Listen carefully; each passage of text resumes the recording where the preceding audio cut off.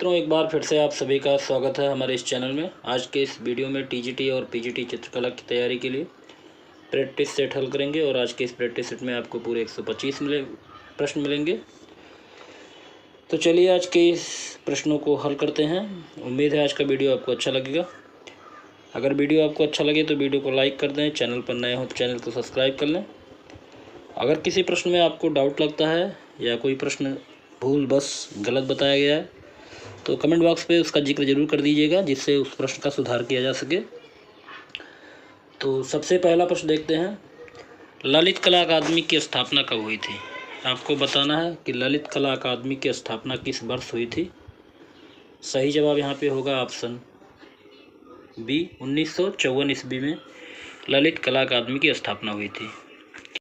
अगला प्रश्न देखते हैं, भारत कला भवन में सुरक्षित राजघाट से प्राप्त चकिया के टुकड़े के भीतरी ओर मातृ देवी की शरीर का कौन सा भाग है?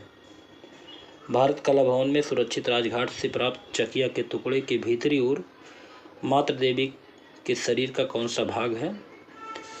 सही जवाब यहाँ पे होगा ऑप्शन डी, मस्तक और शरीर का ऊर्ध्वर भाग। अगला प्रश्न देखते हैं, प्रश्न नंबर 3, तक्षशिला से प्राप्त चकिया के केंद्रीय विवर में लगी मातृ देवी की कितनी मूर्तियां हैं? तक्षशिला से प्राप्त चकिया के केंद्रीय विवर में लगी मातृ देवी की कितनी मूर्तियां हैं? सही जवाब यहाँ पर होगा ऑप्शन सी, 3 मूर्तियां हैं।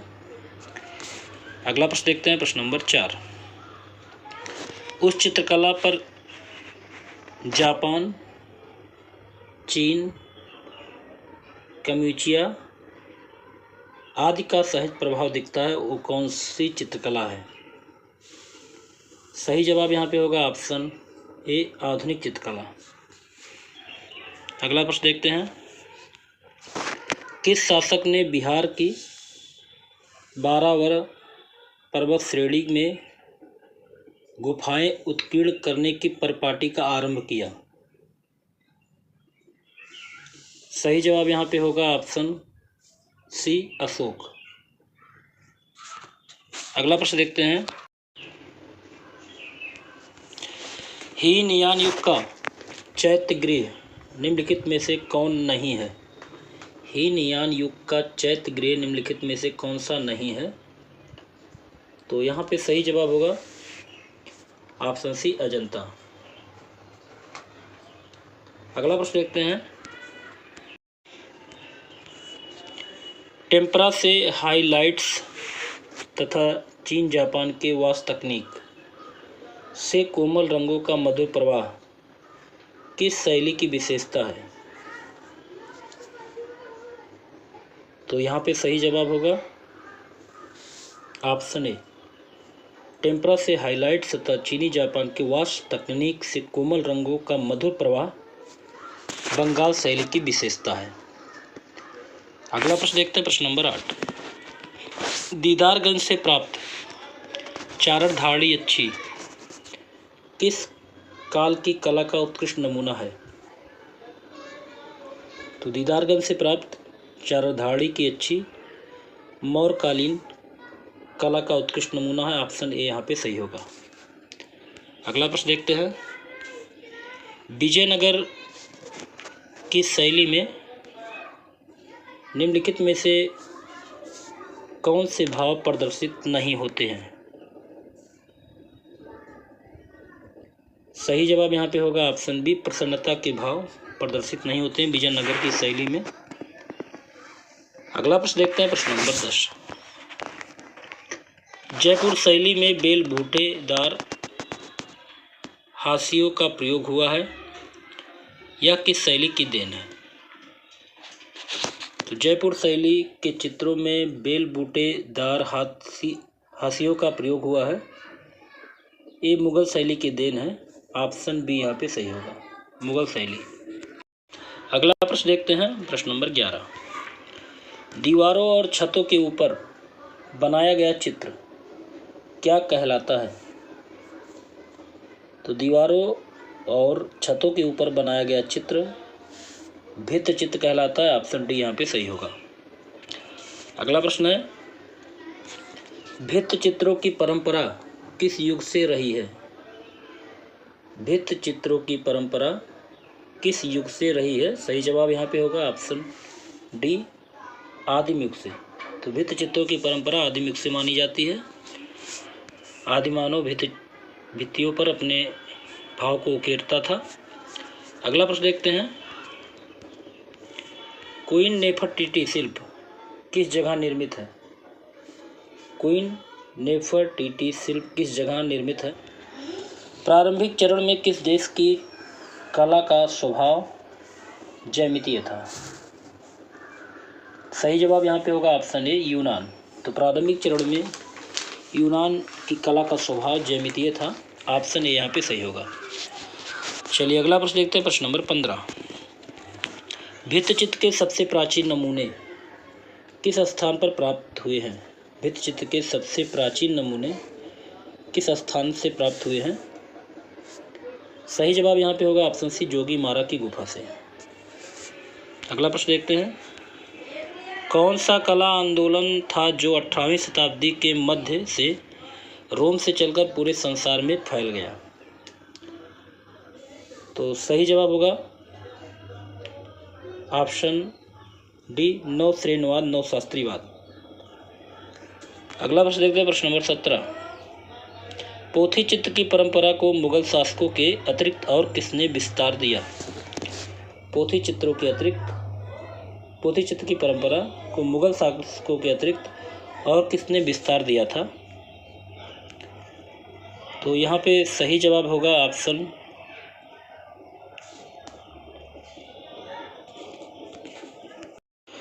अगला प्रश्न है, प्रश्न नंबर 18। पोथी चित्र के महत्वपूर्ण सचित्र ग्रंथों में निम्नलिखित में से कौन नहीं है?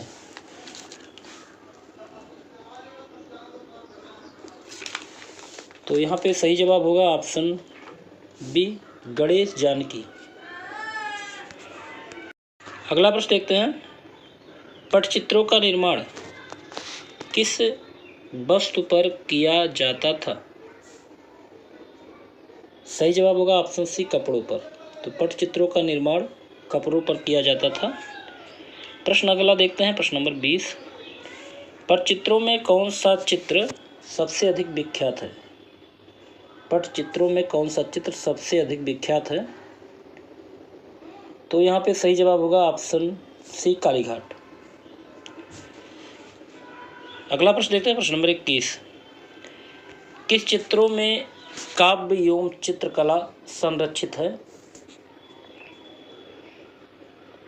तो लघु चित्रों में काव्य एवं चित्रकला संरक्षित है। ऑप्शन बी यहाँ पे सही होगा।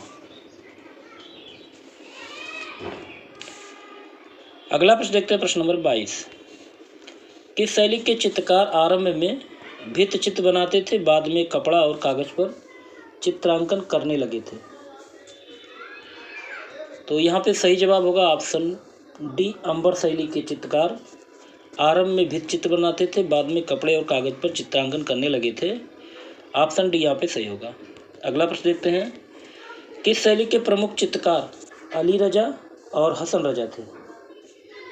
तो यहाँ पे सही जवाब होगा, निम्नलिखित शब्दों में से कौन ऐसा शब्द है जो इटली के सन 1520 से 1600 तक के महत्वपूर्ण काल की कई सृजनात्मक कला प्रवृत्तियों में से एक के लिए प्रयुक्त होता है? तो यहाँ पे सही जवाब ऑप्शन ए होगा, मैनरिज्म। अगला प्रश्न देखते हैं, प्रश्न नंबर 25। मुख्यतः स्थापत्य और भीतरी सजावट की नई पद्धति जो विशेष रूप से इंग्लैंड और बेल्जियम में पनपी, निम्नलिखित में से कौन थी? सही जवाब यहाँ पे होगा ऑप्शन सी, आर्ट नेव्यू। अगला प्रश्न देखते हैं, किसके प्रयास से 1919 तक ज्यूरिख, न्यूयॉर्क, जर्मनी व फ्रांस में दादावाद छाया? तो यहाँ पे सही जवाब होगा ऑप्शन ए, पिकाविया। अगला प्रश्न देखते हैं, लचीली घड़ियाँ किसकी कृति है? लचीली घड़ियाँ किसकी कृति है? सही जवाब होगा यहाँ पे ऑप्शन सी, सल्वाडोर डाली की कृति है लचीली घड़ियाँ। अगला प्रश्न देखते हैं, प्रश्न नंबर 28। किस देश के नाट्यशास्त्र के अनुसार 4 स्वाभाविक रंग नीला, पीला, लाल, सफ़ेद माने गए हैं? सही जवाब यहाँ पे होगा ऑप्शन सी, भारत। अगला प्रश्न देखते हैं, प्रश्न नंबर 29। किस शैली के चित्रों में विभिन्न प्रकार के रंगों का प्रयोग करने से उनके चित्रों में एक अजीब प्रकार की विचित्रता आ गई? सही जवाब होगा यहाँ पे ऑप्शन डी, अंबर शैली। अंबर शैली के चित्रों में विभिन्न प्रकार के रंगों का प्रयोग करने से चित्रों में एक अजीब प्रकार की विचित्रता आ गई है। अगला प्रश्न देखते हैं, प्रश्न नंबर 30। मंडी शैली का सबसे प्राचीन उपलब्ध चित्र कौन सा है? मंडी शैली का सबसे प्राचीन उपलब्ध चित्र कौन सा है? सही जवाब होगा ऑप्शन बी, राजा केशव सेन का रूप चित्र। मंडी शैली का सबसे प्राचीन उपलब्ध चित्र राजा केशव सेन का रूप चित्र है। अगला प्रश्न देखते हैं, प्रश्न नंबर 31।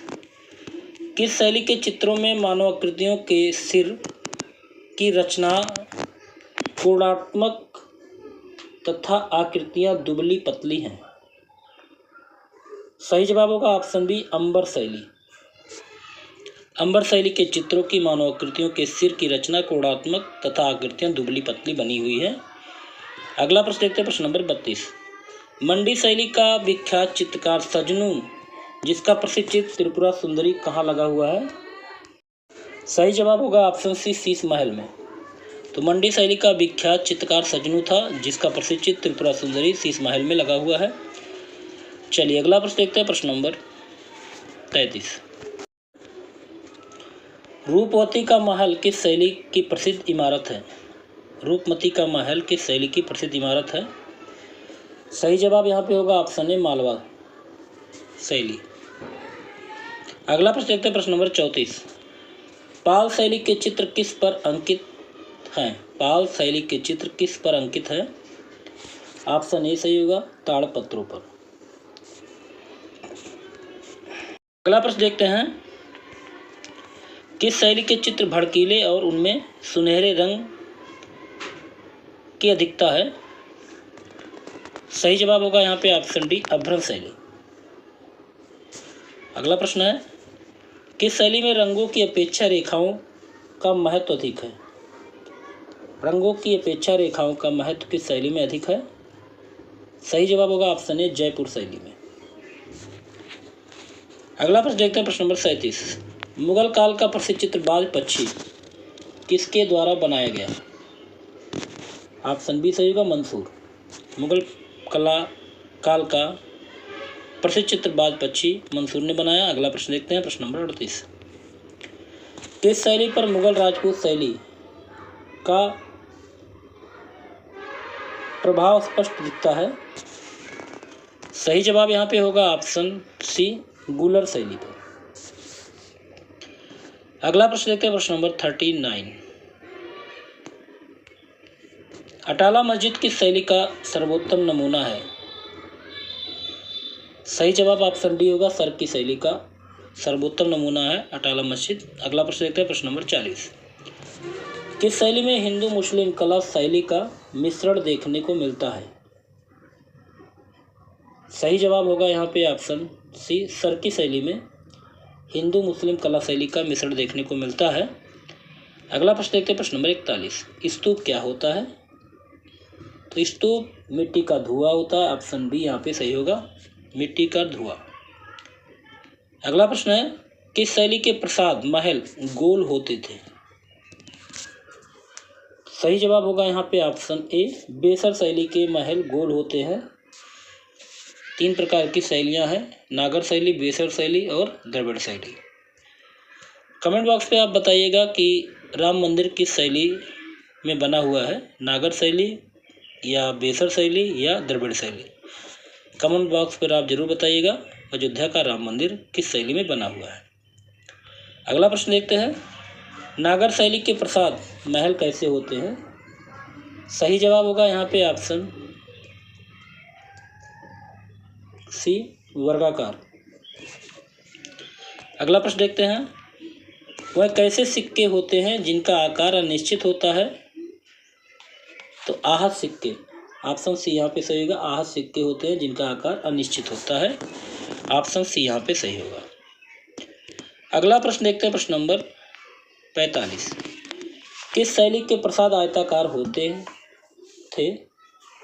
किस शैली के प्रसाद आयताकार होते थे? तो यहाँ पे सही जवाब होगा ऑप्शन ए, द्रविड़ शैली के महल आयताकार होते थे, ऑप्शन ए यहाँ पे सही होगा। अगला प्रश्न देखते हैं, महायान स्थापत्य कला का उत्कृष्ट नमूना क्या है? महायान स्थापत्य कला का उत्कृष्ट नमूना पूछा गया है। सही जवाब होगा यहाँ पे ऑप्शन बी, बोध गया का बुद्ध मंदिर। अगला प्रश्न देखते हैं, प्रश्न नंबर 47। बारह खंबा किस काल की धर्मनिरपेक्षता का बेजोड़ नमूना है? बारह खंबा किस काल की धर्मनिरपेक्षता का बेजोड़ नमूना है? सही जवाब यहाँ पे होगा ऑप्शन ए, तुगलक कालीन। तुगलक कालीन का बेजोड़ नमूना है बारह खंबा। चलिए अगला प्रश्न देखते हैं, प्रश्न नंबर 48। किस स्तूप में सरिपुता और महागोपलायन की अस्थियां रखी हुई हैं?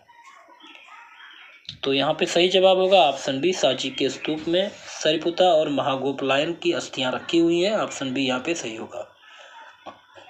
चलिए अगला प्रश्न देखते हैं, प्रश्न नंबर 49। धामेक स्तूप का निर्माण किस स्तूप के समीप हुआ है? सही जवाब यहाँ पे होगा ऑप्शन डी, चौखंडी समूह, चौखंडी स्तूप। तो धामेक स्तूप का निर्माण चौखंडी स्तूप के समीप हुआ है। अगला प्रश्न देखते हैं, प्रश्न नंबर 50। पश्चिमी भारत के चैत्य गृहों में सबसे विशाल और भव्य रचना किस चैत्य गृह की है? सही जवाब होगा ऑप्शन ए, कार्ले चैत्य। अगला प्रश्न है, चैत्य का निर्माण किस भाग से आरंभ किया जाता है? चैत्यों का निर्माण किस भाग से आरंभ किया जाता था? तो चैत्यों का निर्माण जो आरंभ किया जाता था, छत से आरंभ किया जाता है, ऑप्शन सी यहाँ पे सही होगा, छत। अगला प्रश्न देखते हैं, चैत्यों का आकार किस प्रकार का होता था? तो यहाँ पे सही जवाब होगा यहाँ पे ऑप्शन सी, घोड़े के नाल के आकार का। अगला प्रश्न है, कश्मीर के किस मंदिर का निर्माण दिद्दा नामक शासक ने करवाया? सही जवाब होगा ऑप्शन ए, मार्तंड मंदिर। अगला प्रश्न है, प्रसिद्ध चित्र बनी ठनी किस शैली का नमूना है? सही जवाब होगा ऑप्शन डी, किशनगढ़ शैली। बनी ठनी किशनगढ़ शैली का प्रसिद्ध नमूना है। अगला प्रश्न है, प्रश्न नंबर 55। धर्मसूत्र ग्रंथ कहाँ छपा है? धर्मसूत्र ग्रंथ कहाँ पर छपा है? ऑप्शन सी यहाँ पे सही होगा, चीन में। निम्नलिखित में से कौन सा स्थान मध्य प्रदेश में है? कौन सा स्थान मध्य प्रदेश में है? तो सही जवाब यहाँ पे होगा ऑप्शन सी, खजुराहो। खजुराहो मध्य प्रदेश में है। अगला प्रश्न देखते हैं, भारतीय षष्टंग के श्लोकों को किसने लिखा? भारतीय षष्टंग के श्लोक को किसने लिखा? ऑप्शन डी सही होगा, पंडित यशोधर ने। अगला प्रश्न देखते हैं, नारी कुंजर में क्या है? क्या दर्शाया गया है नारी कुंजर? ऑप्शन सी यहाँ पे सही होगा, हाथी का खेल। अगला प्रश्न है, सूर्य प्रतिमा के दोनों हाथों में क्या दर्शाया गया है? सही जवाब होगा ऑप्शन बी, कमल। अगला प्रश्न है, स्थानक किसे कहते हैं? ऑप्शन डी सही होगा, खड़ी प्रतिमा को स्थानक कहा जाता है। अगला प्रश्न देखते हैं, प्रश्न नंबर 62। धर्मचक्र परिवर्तन मुद्रा किसकी है? धर्मचक्र परिवर्तन मुद्रा किसकी है? सही जवाब होगा ऑप्शन बी, भगवान बुद्ध की। आगे देखते हैं, प्रश्न नंबर 63। विष्णु का वाहन क्या माना जाता है? विष्णु का वाहन क्या माना जाता है? सही जवाब होगा ऑप्शन ए, गरुड़। अगला प्रश्न देखते हैं, प्रश्न नंबर 64। कमल भव किसका नाम है? सही जवाब होगा यहाँ पे, जवाब यहाँ पे होगा ऑप्शन डी ब्रह्मा। कमल भव किसका नाम है? ब्रह्मा जी का नाम है। अगला प्रश्न देखते हैं, प्रश्न नंबर 65। सूर्य की वंदना निम्नलिखित में से किसमें की गई है? तो सूर्य की वंदना की गई है ईशान उपनिषद में। ऑप्शन डी यहाँ पे सही होगा। अगला प्रश्न देखते हैं, मौर्यकालीन लौरिया नंदनगढ़ के स्तंभ शीर्ष पर किसकी आकृति है? ऑप्शन बी सही होगा, सिंह की। अगला प्रश्न है, विष्णु धर्मोत्तर पुराण किस काल की रचना है? सही जवाब होगा यहाँ पे ऑप्शन बी गुप्तकालीन। विष्णु धर्मोत्तर पुराण गुप्तकालीन रचना है। अगला प्रश्न देखते हैं, प्रश्न नंबर 68। शिव के नृत्य की प्रतिमाएं किस काल में बनी?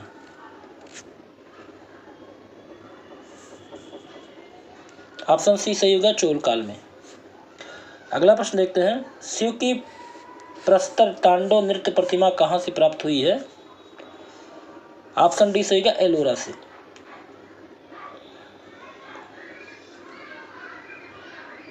अगला प्रश्न है, शिव के मुखलिंग प्रतिमाओं का निर्माण किस काल में हुआ? सही जवाब होगा यहाँ पे ऑप्शन सी कुषाण काल में। अगला प्रश्न है, ब्रह्मा के 4 मुख किसके प्रतीक हैं? तो ब्रह्मा के 4 मुख प्रतीक हैं 4 वेदों के। ऑप्शन ए यहाँ पे सही होगा। अगला प्रश्न देखते हैं, ब्रह्मा की मूर्ति कहाँ पर है? ब्रह्मा की एकमात्र मूर्ति पुष्कर में है। ऑप्शन डी यहाँ पे सही होगा। अगला प्रश्न है, दक्कनी शैली का प्रादुर्भाव किन शैलियों के संगम से हुआ? ऑप्शन डी सही होगा, द्रविड़ और चालुक्य शैली। दक्कनी शैली का प्रादुर्भाव द्रविड़ और चालुक्य शैली के संगम से हुआ है। देखते हैं, निम्नलिखित में से कौन सा दक्कनी शैली का नमूना नहीं है? दक्कनी शैली का नमूना कौन सा नहीं है? सही जवाब होगा ऑप्शन ए रूपवती का महल दक्कनी शैली का नमूना नहीं है। अगला प्रश्न देखते हैं, प्रश्न नंबर 75। निम्नलिखित में से कौन पटना कला के अंतिम चित्रकार थे? तो पटना कला के अंतिम चित्रकार थे ईश्वर प्रसाद। ऑप्शन डी यहाँ पे सही होगा। अगला प्रश्न है, पिरामिड युग में मनुष्य और सिंह के मिश्रित आकृति की मूर्तियां गढ़ी जाती थी जो क्या कहलाती थी? ऑप्शन बी सही होगा, स्फिंक्स। अगला प्रश्न देखते हैं, प्रश्न नंबर 77। नाग देवी की हाथी दांत से निर्मित 6 फीट की मूर्ति किस युग में निर्मित की गई? ऑप्शन बी सही होगा, परवर्ती मीनोआन युग में। अगला प्रश्न है, माइसिनियन नगर से प्राप्त एक भित्ति चित्र में किसकी झांकी प्रस्तुत की गई है? सही जवाब होगा यहाँ पे ऑप्शन डी सैनिक जीवन। माइसिनियन नगर से प्राप्त एक भित्ति चित्र में सैनिक जीवन की झांकी प्रस्तुत की गई है। अगला प्रश्न देखते हैं, प्रश्न नंबर 79। मिस्र का प्रसिद्ध गीजा क्या है? मिस्र का प्रसिद्ध गीजा पिरामिड है। ऑप्शन ए यहाँ पे सही होगा। अगला प्रश्न है, साहसिक घटनाएं एवं परिकथाएं किस वाद के विषय थे? ऑप्शन सी सही होगा, रोमांचवाद। अगला प्रश्न देखते हैं, प्रश्न नंबर 81। मंदिर स्थापत्य में शिखर का प्रचलन सर्वप्रथम किसके शासन काल में हुआ? सही जवाब ऑप्शन बी होगा, जहांगीर। मंदिर स्थापत्य के शिखर का प्रचलन सबसे पहले जहांगीर के काल में माना जाता है। अगला प्रश्न देखते हैं, प्रश्न नंबर 82। 2.5 दिन का झोपड़ा किसने निर्मित करवाया?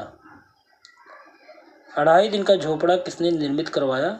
सही जवाब होगा ऑप्शन डी कुतुबुद्दीन ऐबक। अगला प्रश्न देखते हैं, प्रश्न नंबर 83। कालिदास सम्मान किस राज्य द्वारा प्रदान किया जाता है? तो कालिदास सम्मान मध्य प्रदेश राज्य के द्वारा दिया जाता है। ऑप्शन डी यहाँ पे सही होगा। अगला प्रश्न देखते हैं, सबसे प्राचीन द्रविड़ भाषा कौन सी है? तो सर्वाधिक प्राचीन द्रविड़ भाषा है तमिल। ऑप्शन डी यहाँ पे सही होगा। अगला प्रश्न है, फतेहपुर सीकरी स्थित अकबर की इमारत प्रसिद्ध है किस लिए या किस कारण? तो सही जवाब होगा ऑप्शन ए ही, धाड़िक और चापाकार शैलियों के समन्वय के लिए। तो फतेहपुर सीकरी स्थित अकबर की इमारत प्रसिद्ध है धाड़िक और चापाकार शैलियों के समन्वय के लिए। अगला प्रश्न देखते हैं, प्रश्न नंबर 86, नागी किस परंपरा में है? सही जवाब होगा यहाँ पे ऑप्शन ए, बेबीलोनिया। अगला प्रश्न देखते हैं, प्रश्न नंबर 87, सारनाथ के अशोक स्तंभ पर किस प्रकार के पत्थर पर पॉलिश किया हुआ है? सही जवाब ऑप्शन बी होगा, सैंडस्टोन।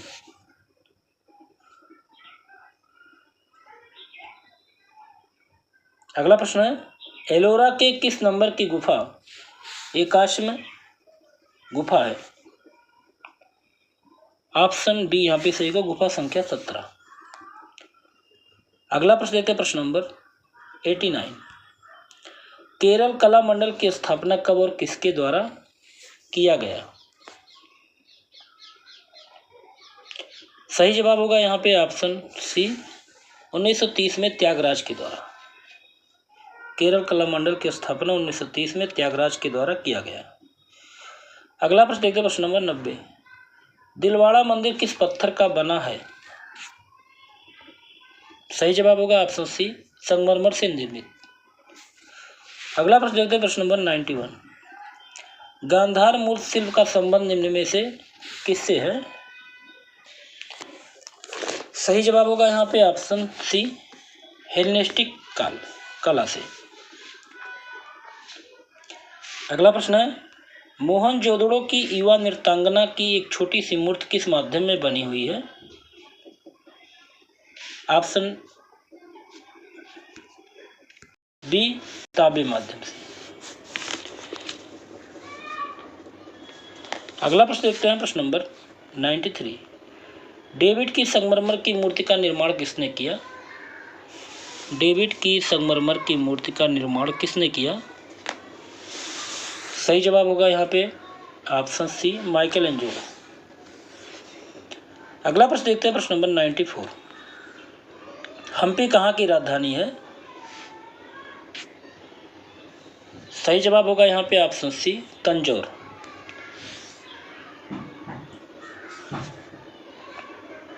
अगला प्रश्न है, बेलूर मंदिर पद्धति किससे संबंधित है? बेलूर मंदिर पद्धति ऑप्शन बी सही होगा, होयसाल।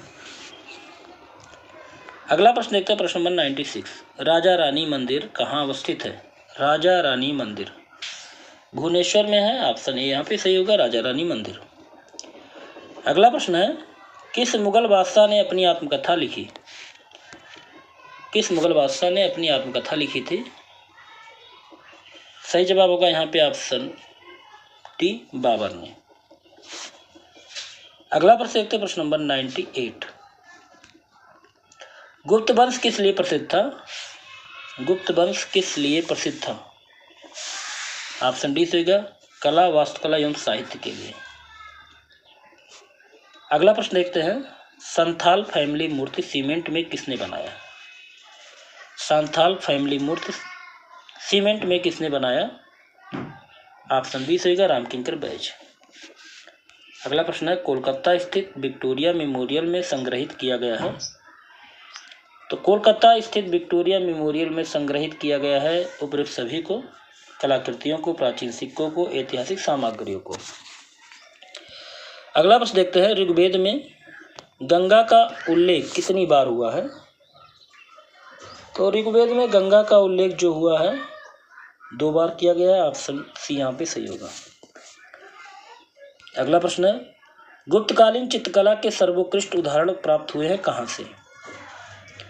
अजंता से प्राप्त हुए हैं। ऑप्शन डी यहाँ पे सही होगा, गुप्तकालीन चित्रकला के सर्वोत्कृष्ट उदाहरण अजंता से प्राप्त हुए हैं। ऑप्शन डी यहाँ पे सही होगा। अगला प्रश्न देखते हैं, निम्नलिखित में से किसको दक्षिण भारत के चोल युग के स्थापत्यों की विश्व की श्रेष्ठतम प्रतिमा रचना माना जाता है?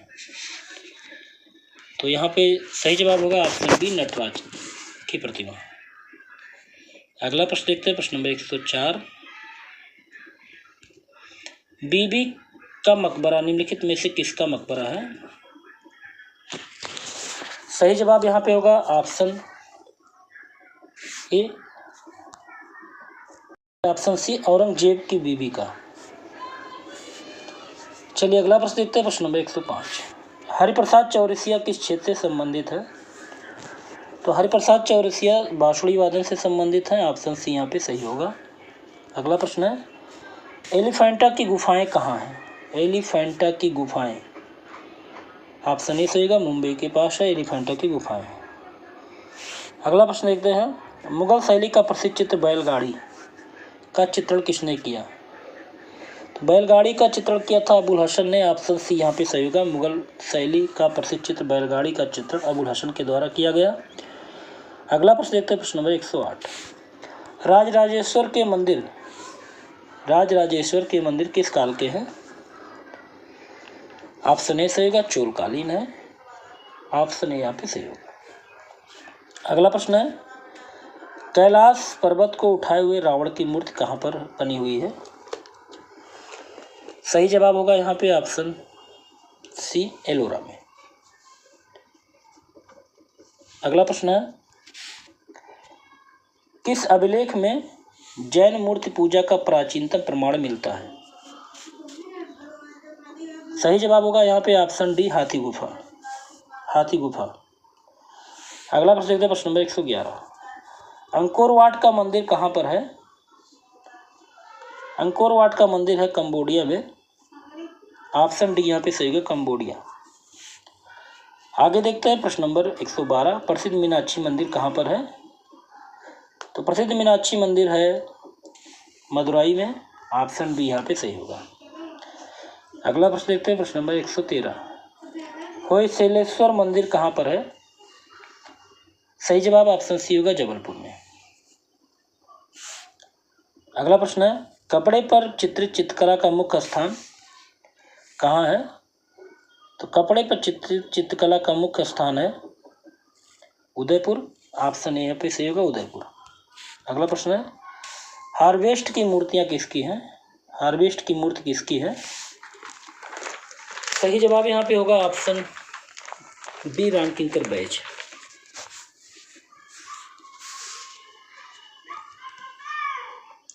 अगला प्रश्न है, हवा महल का निर्माण किसके द्वारा करवाया गया था? हवा महल का निर्माण महाराजा प्रताप सिंह के द्वारा करवाया गया था, ऑप्शन ए यहाँ पे सही होगा। आगे देखते हैं, प्रश्न नंबर 117। पाटलिपुत्र किस नाम से जाना जाता है? पाटलिपुत्र को पटना के नाम से जानते हैं, ऑप्शन बी यहाँ पे सही होगा। प्रश्न नंबर अगला देखते हैं, 118 नंबर। बाघ की गुफाएं किस राज्य में स्थित हैं? बाघ की गुफाएं किस राज्य में हैं? सही जवाब होगा यहाँ पे ऑप्शन बी, मध्य प्रदेश।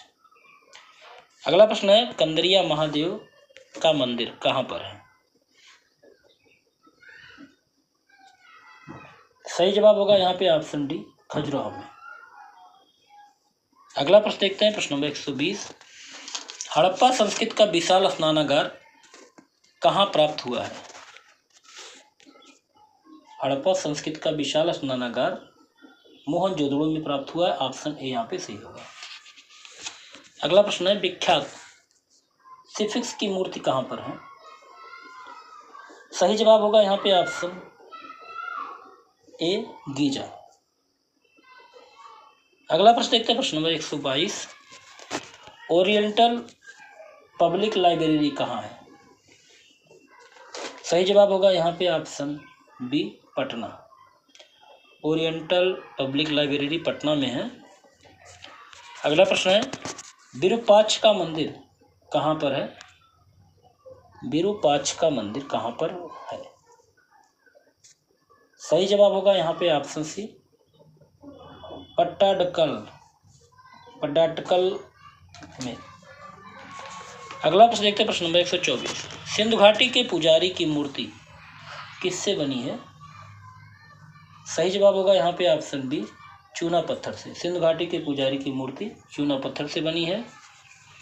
अगला प्रश्न है और इस वीडियो का लास्ट प्रश्न है, लोमस ऋषि की गुफा किस काल में बनी हुई है?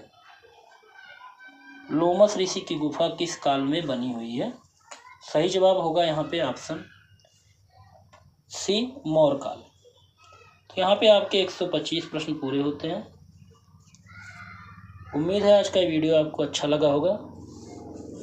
और मित्रों, अगर वीडियो आपको अच्छा लगे तो वीडियो को लाइक कर दिया करें। चैनल पर नए हो चैनल को सब्सक्राइब कर लें। अगर किसी भी प्रश्न में आपको डाउट लगता है तो उस प्रश्न का जिक्र कमेंट बॉक्स पे ज़रूर करें, जिससे उसका सुधार किया जा सके। अगले वीडियो में ऐसे ही महत्वपूर्ण प्रश्नों के साथ फिर मिलते हैं। नमस्कार, आपका दिन शुभ हो।